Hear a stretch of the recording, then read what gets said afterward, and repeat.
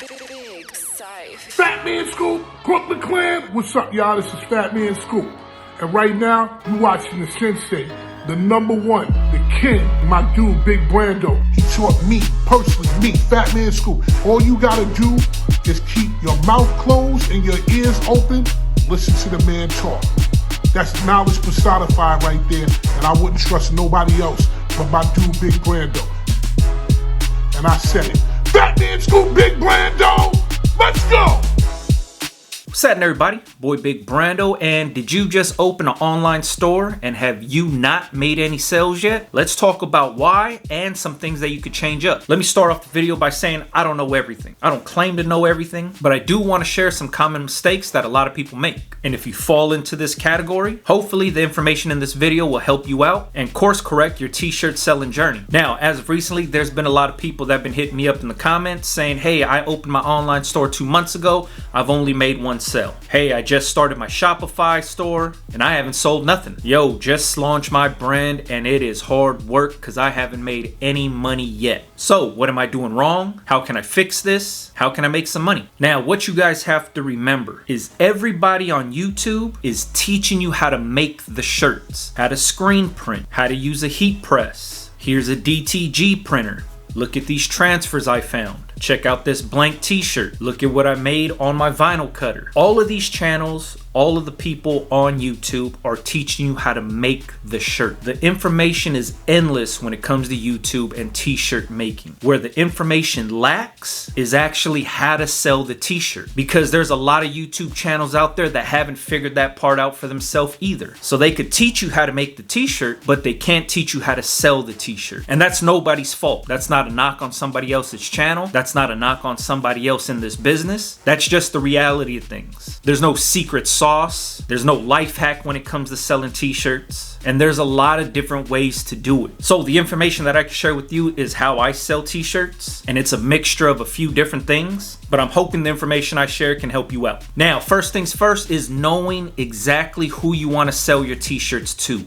I think this is a big key element when it comes to actually selling t-shirts. Anytime I sit down to create a design, I have an end user or my target audience in mind, meaning a specific person that I want to sell this t-shirt to. Who am I designing this t-shirt for? Why would somebody want to buy this? And does this somebody actually need this t-shirt? Now, this is a lot easier said than done, because right now in your mind you think the world needs your t-shirts. You think everybody can benefit from your t-shirts. You think everybody loves your designs. And you think you can't categorize your designs into a small little box because you're making it for everybody. This is something that a lot of people fall into. And if this is your mindset, it is very, very hard to get out of it. So as an example, whenever I think of a design, think of a concept, have an idea, I'll write it down in the notes section of my phone. I'll write it on the back of a receipt, on a piece of paper, on a napkin, anything that I can actually get the idea out. And let me first start off by saying not every idea is a home run. But if it's sparks a little bit of interest in my mind, I make sure I jot it down so then that way I could revisit it when I get home, maybe next week, maybe a month from now, or a year from now. I just want to make sure that I get that idea down.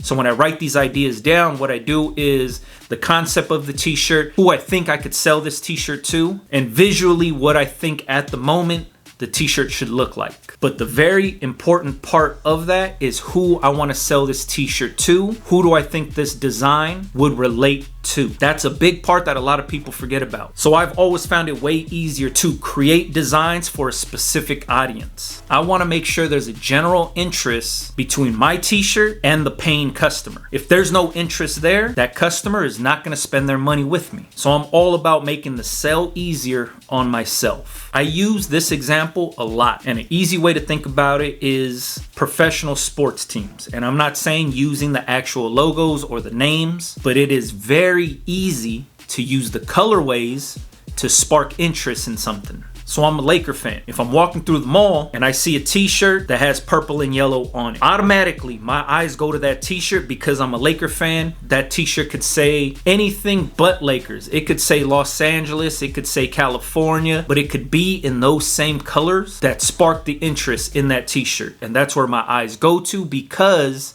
subconsciously I'm a fan. Those colors mean something to me. So I automatically go towards those colors. So this is an easy way for you to make stuff relatable to the end user. And I'm not saying go through every single sports team and use their colors, but when you understand what makes people gravitate towards certain things, it helps out a lot. For example, if I was selling t-shirts or hats on Oahu, they don't have any major sports teams. So UH is huge on the island, and then high school sports is huge on the island. So if I know Mililani High School colors is brown and yellow, it's very easy for me to create a brown t-shirt with yellow writing that says Mililani, or a brown hat with a yellow M, because that t-shirt or hat can be sold to a Mililani High School fan, or maybe a parent, or maybe a student. It doesn't have to say the high school name. It doesn't have to say the mascot's name. Those colors will resonate with the fan or the student or the parent. It could be a brown t-shirt with yellow Hawaiian Islands going across the top. Easy call. Making something relatable to the end user is key when it comes to creating designs, creating brand awareness, and making the sale. Outside of using familiar colors, everything doesn't have to be location specific, but when you make location specific stuff using city names, using sports teams colorways, using popular cities, when you do stuff like this, you create the brand awareness for your brand. This is tapping a big audience with a built-in fan base, and all you're doing is going based off of the city, the location, and the colorway. Does that mean that your business or brand has to be built solely around that? No, but all that's doing is maybe that one t-shirt is now bringing a lot of awareness around your brand. That one t-shirt design is driving a lot of traffic to your website. All you're doing is casting the line out there and letting the bait sit in the water. If your already designs that you're making now is not drawing any attention, how are you supposed to get that attention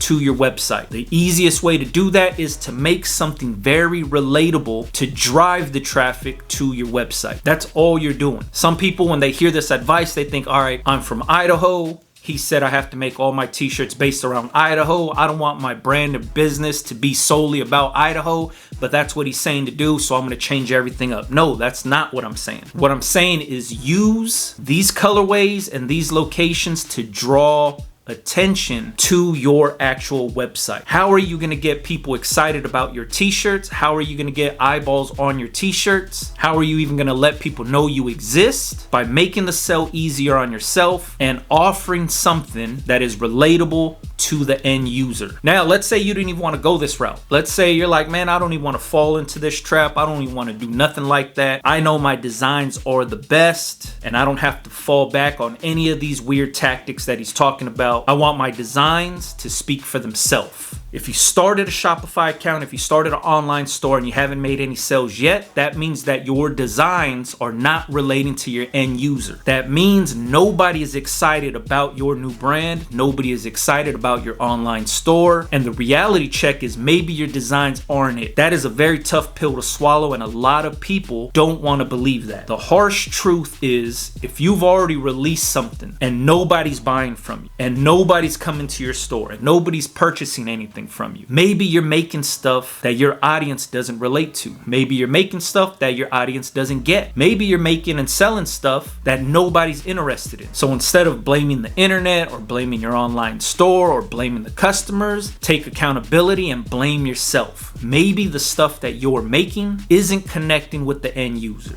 Does that mean shut your store down and just quit? No.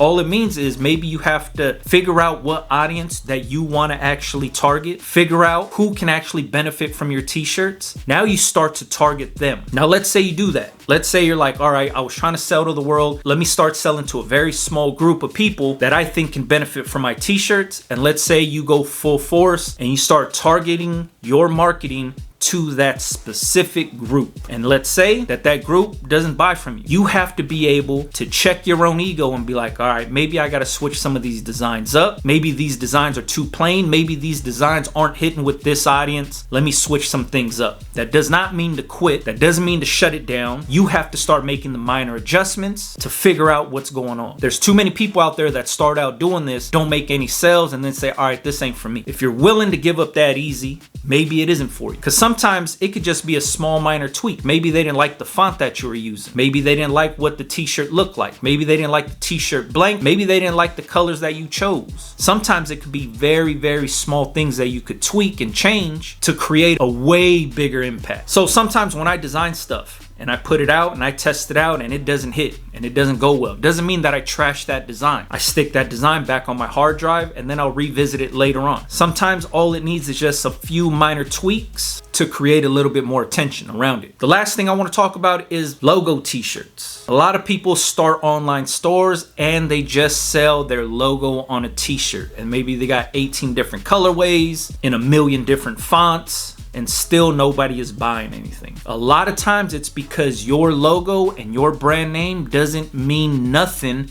to nobody. You can't be mad at the audience. You can't be mad at your customers or potential customers. You can't be mad at nobody, because nobody really cares about the brand name and the logo if that brand name and logo doesn't mean nothing to them. And then sometimes it could be like your brand name is like Money Makers United or something like that. And you're like, man, there's so many money makers in this world. They need my t-shirts and blah, blah, blah. And that's cool. But if there's no substance behind it, and if there's nothing creative around what you're doing, there's really nothing for the customer to buy into. If the customer is a stranger and brand new, this isn't a family member, this isn't one of your friends, this isn't a coworker, I'm talking a complete stranger. Why would a complete stranger invest their hard-earned money with Money Makers United? Why should they spend their money and buy your t-shirt from you? You have to be able to offer your target audience or your customers more than just your logo t-shirt. And I know it's hard because a lot of you guys spend a lot of money with graphic designers creating the logo,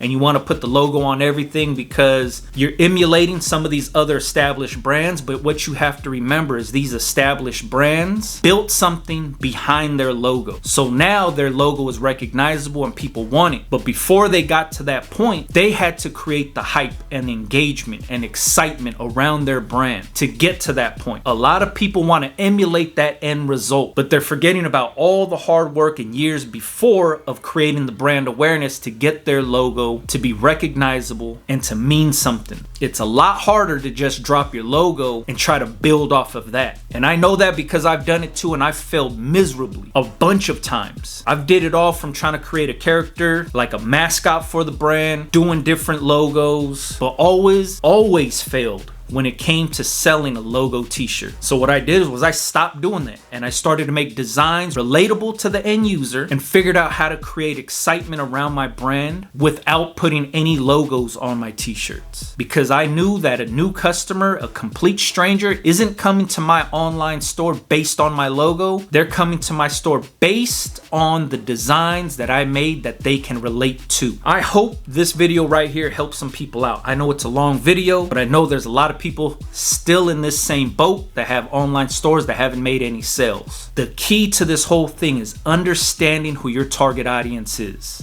understanding your customer, and then supplying your customer with what you know they need. How do you do that? You make stuff that they're already interested in. That's all you have to do. If your customers have a general interest in skateboarding, you're not gonna make any sales with that target audience if you're offering them t-shirts about rollerblading. You see what I mean? You have to play to your customers' interests. If your customers are into skateboarding, you're gonna make skateboarding related t-shirts to spark their interest. You're not gonna make any sort of sales if you're offering rollerblading t-shirts to skateboarders. It doesn't work that way. And this is just very, very dumbed down raw information, but basically that's what it comes down to, is creating t-shirt designs relatable to the end user. This is all I do for any of the brands that I run. I make designs relatable to the end user, and that's only to create brand awareness. The only way I'm gonna get people excited about my brand and interested in my brand is by making stuff that they can relate to. Make the sale easier on yourself so your designs sell themselves. Hopefully this information helps you out there. If you got any questions, make sure you leave it in the comments. Follow me on Instagram, BigBrandoTV. Catch you guys on the next one, man. Yeah.